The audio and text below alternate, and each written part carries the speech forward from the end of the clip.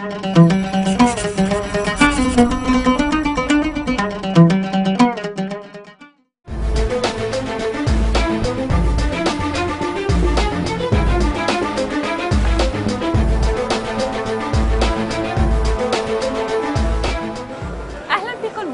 بالفيديو الأول لتغطية آخر مستجدات عالم الألعاب. اليوم نحن موجودين بعرض لأحدث الألعاب من EA. شفنا هذا الأسبوع آخر إصدارات EA ورح نتوقع أن نسمع إعلانات جديدة خلال الأسبوع أو الأسبوعين الجايين. أولاً رح نبلش بالأخبار المتوقعة، رح نشوف بعض الألعاب الهواتف المحمولة مع عروض من تشيلينجو وبوبكاب. الخبر الكبير بهذا العرض رح يكون UEFA 2012 بالإضافة لمحتويات خاصة للتحميل على لعبة فيفا 2012. وكمان رح نشوف باتلفيلد 3 كلوز كوارترز بالإضافة للعبة كرايسيس 3. بس اللعبة اللي متحمسين لها عن جد هي لعبة SimCity. رح نغطي الحدث على موقعنا، مشان هيك خليكم عم تتابعوا كل الأخبار والعروض على www.ArabicGamers.com. فيكم كمان تشوفوا القناة الخاصة بموقعنا على اليوتيوب. طبعا تابعونا على تويتر وفيسبوك لآخر الأخبار والمستجدات. وهلا رح أترككم مع بعض اللقطات.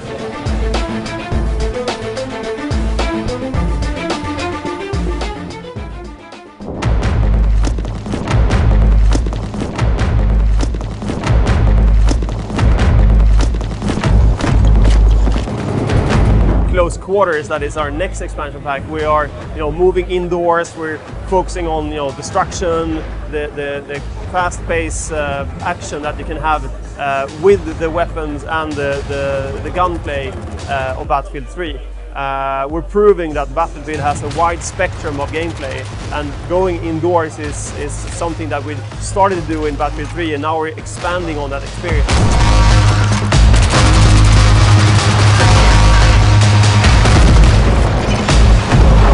Well, in Battlefield 3, we're actually in many regions. One of them is the Middle East, and especially Iran. And the reason for that is that it's been, we're trying to create a what-if scenario, more of a fictional, hypothetical scenario. What if this happened?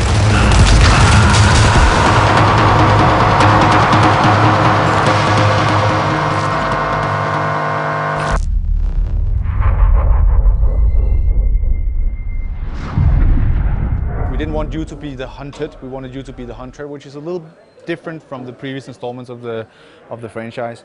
And a bow would fit that really well, and we would also provide the bow with a new ability, which is that it can be fired while you're cloaked. So whatever we could kind of do to push the perception of hunting things was introduced, right? And this was an obvious thing to do.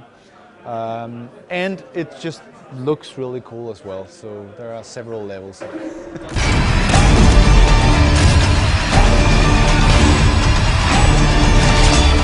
Most importantly, the setting and the feel of the game and the range of styles of environments you're going to move around in is just so vastly different from the two other games that is probably what's going to resonate immediately with players when they play this game.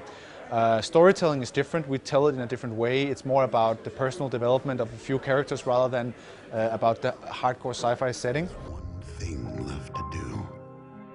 Hunt them all down and take back the city.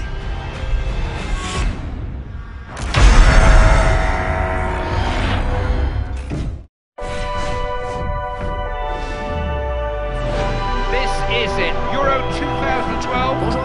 FIFA 12 has a lot of things that as a gamer I want, and what I want is to renew the experience with the tournament that is out there, that is going to stop the world for those 3 weeks. I'm going to continue playing with that, but inside my world of FIFA. That's what Euro provides.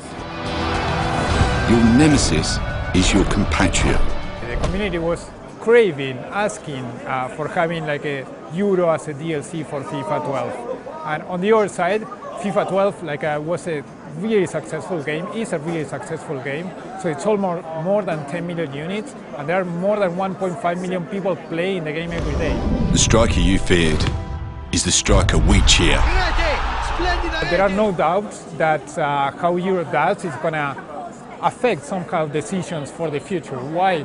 It's the first time that we're doing a DLC as big as Euro inside FIFA 12. We're going to see how people receive this, if this is better than a packaged good or not.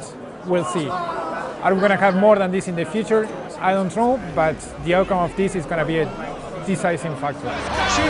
Because for one magical month of madness, we are stronger together.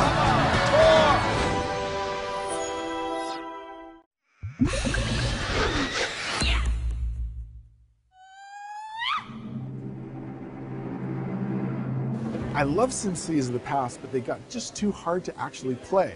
So I think the coolest thing is that we've got this really graphical, focused interface where we visualize what's happening in the game. So there's data layers and sort of how you interpret data. So we've got all the detail there, but it's presented in a way that's functional and easy to play. So the game's not easy. You still have all the detail of the same old game, but the game's easy to play in terms of that. So I think that's, for me, is the biggest change. And really, that's what I'm excited about playing SimCity, because it's actually really cool and fun to interact with it now.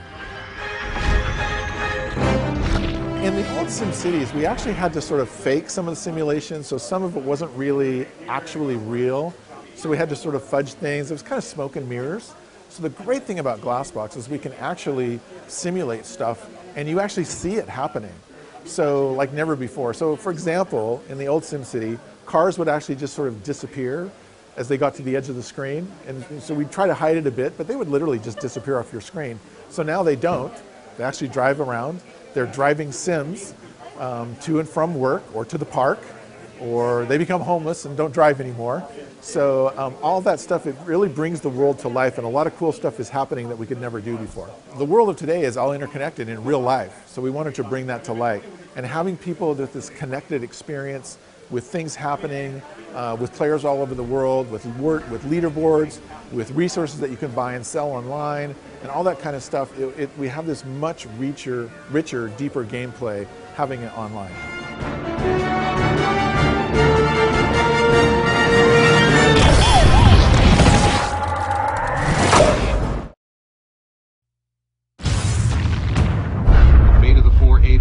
Hangs in the balance.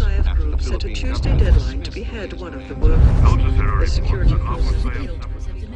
Medal of Honor has always been about kind of three things in my head, and that's commitment to authenticity, respect for the soldier, and telling the soldier's story from the soldier's point of view. And the authenticity thing, we've got it in spades now with the unprecedented support we have from the special operations community globally, and we've talked to people from all over the world, and to the point now where we actually just hired a special operator, a former special operator from the U.S. Special Forces, as a full-time consultant at Danger Close. But I think the part that really separates us from everybody, I think that nobody really is doing, is the third one, which is telling the soldier's story from the soldier's point of view. And I mean that more from the stance of the sort of the personal experience, the human experience that these guys go through.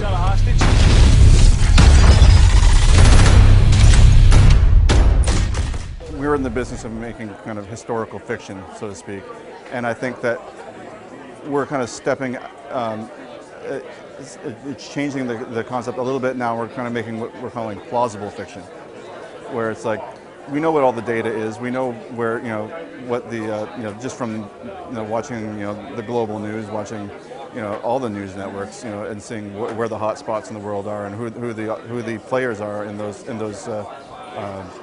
conflicts. We try to be, we try to just take it, just the facts. We use multiple news sources.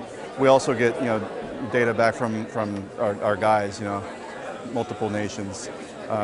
And we craft an entertaining game out of it.